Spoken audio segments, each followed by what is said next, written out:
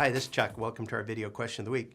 This week's question comes in from Jason in Virginia. He asks, I went on my first sales call where we had the IT director from the customer present.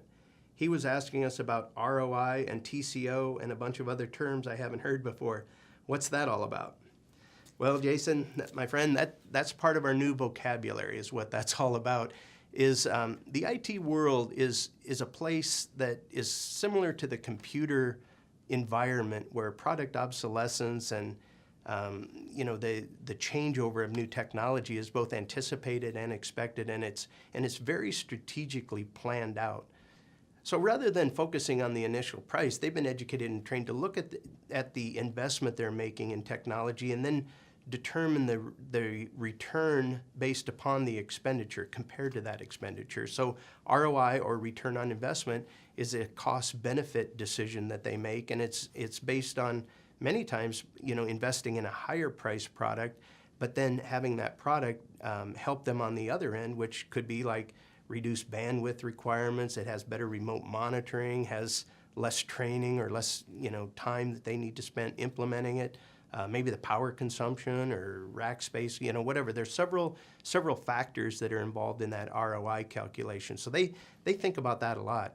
TCO that you mentioned is total cost of ownership, and that's another similar calculation. And in many cases, what they're doing is they're planning what the obsolescent time is there and how soon they will have to, outgrow that, or how soon they will outgrow that product and need to, upgrade it or reinvestment. So typically a 2 to 5 year period, they're looking at, that will become obsolete based on, additional software or applications that they're running.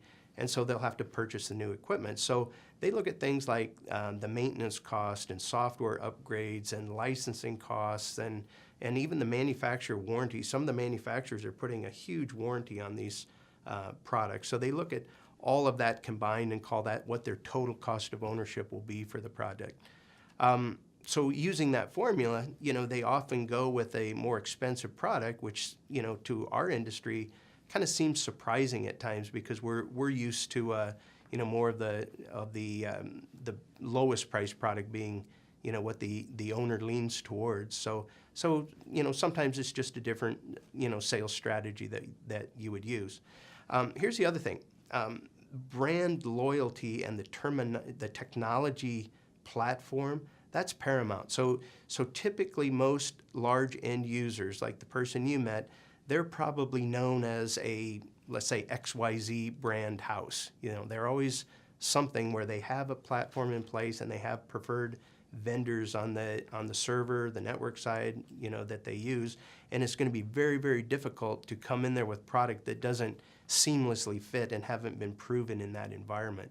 Now, the burden of proof is a little bit different in the IT world too. Is one of the things that and I've heard many stories about this that are disturbing in a way, is that they oftentimes give you a provisional approval for your purchase order, and that's something you want to really avoid. That provisional approval, what that means is that they're giving you time to put that product in, but they're not necessarily saying they're going to pay for it right away.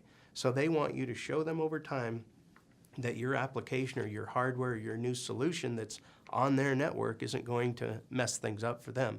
Now, if they choose 6 months later to tell you to come get it and they found something else, that's their right if you accept that order on that basis. So be very, very careful if you do get working in an IT space where you don't feel comfortable and you get someone saying, okay, go ahead and put it in on this provisional approval basis. So anyway, I hope that helps answer your questions. Thanks.